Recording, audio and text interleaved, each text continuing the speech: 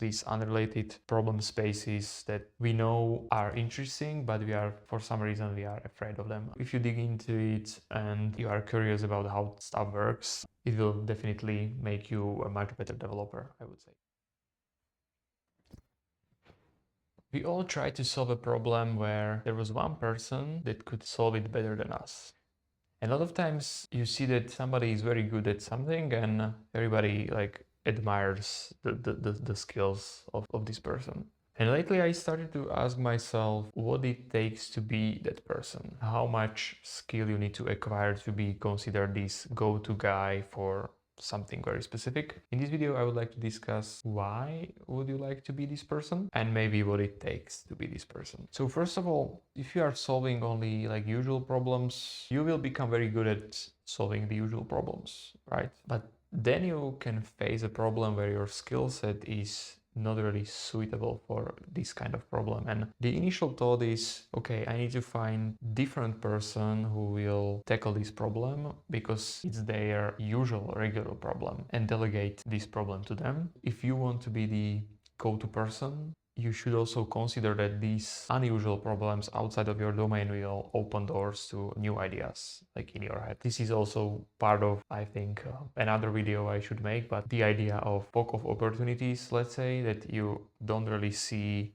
like all the opportunities like in front of you until you step closer and closer. So something that you solve today and it's very obscure and very different problem, or it's just something that you don't really do day by day, can open entire new world of things. You couldn't see that until you solve it. So something like that. And I will try to make video about it. But now let's talk about why you want to be this person in the first place. That it's fun to just step outside of your like usual problem solving bubble and tackle something much more different and see yourself struggle with basic stuff basically. But over time you will build up the intuition about the problem space and you will start to see results and solutions. So if you want like concrete examples, I would say that if you are working in web development, you can try to do something in like completely other fields. So maybe do some project with embedded systems like Arduino or whatever.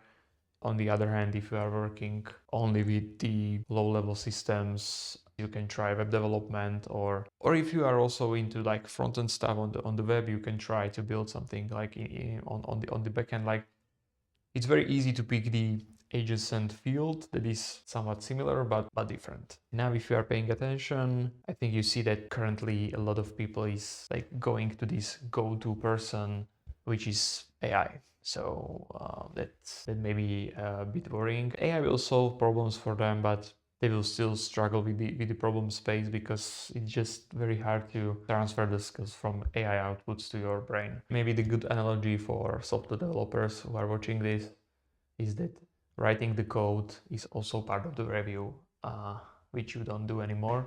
If you are just accepting the outputs, you can really reason about the wall of text without like touching it.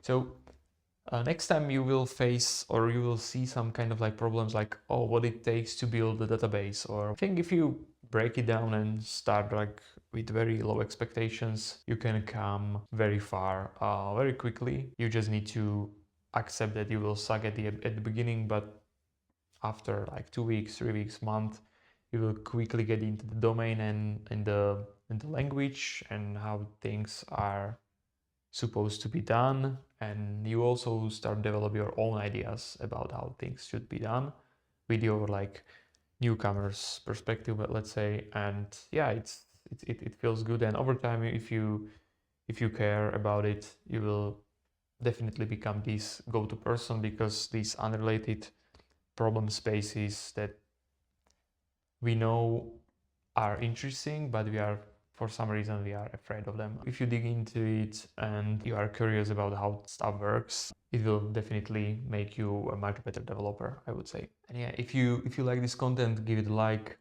It will greatly help with the algorithm, and subscribe if you want to see more. And tell me in the comments if you are the go-to person and about what topic. I'm curious about it. So see you in the next one. Ciao.